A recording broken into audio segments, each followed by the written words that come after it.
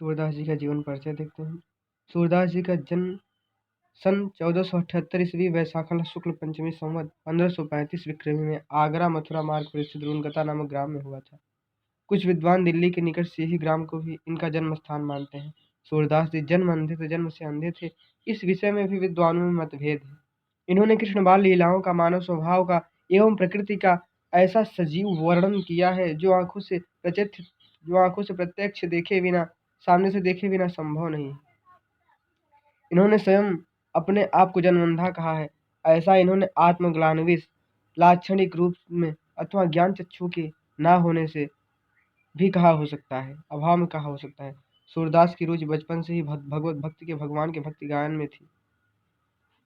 इनसे भक्ति का एक पद सुनकर पुष्टि मार्ग के संस्थापक महाप्रभु वल्लभाचार्य ने इन्हें अपना शिष्य बना लिया और श्रीनाथ जी के मंदिर में कीर्तन का भार सौंप दिया। श्री वल्लभाचार्य के पुत्र विट्ठलनाथ ने अष्टछाप के नाम से 8 कृष्ण भक्त कवियों का जो संगठन किया था, सूरदास जी इसके सर्वश्रेष्ठ कवि थे।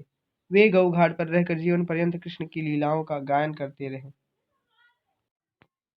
सूरदास जी का गोलोकवास यानी कि मृत्यु 1583 ईस्वी संवत 1640 विक्रमी में गोसाई विट्ठलनाथ के सामने गोवर्धन की तलहटी के पारसौली नामक ग्राम में हुआ। खंजन नयन रूप रसमाते पद का गायन करते हुए इन्होंने अपने भौतिक शरीर का त्याग किया। इनकी 3 कीर्तियां लिखित मिलती हैं, जो इस प्रकार है। पहली है सूर सागर। श्रीमद् भागवत के आधार पर रचित सूर सागर के 1.25 लाख पदों में से अब लगभग 10,000 पद ही उपलब्ध बताए जाते हैं, जिनमें कृष्ण की बाल लीलाओं, गोपी प्रेम, गोपी विरह, उद्धव गोपी संवाद का बड़ा मनोवैज्ञानिक और सरस वर्णन। संपूर्ण सूर सागर एक गीति काव्य है।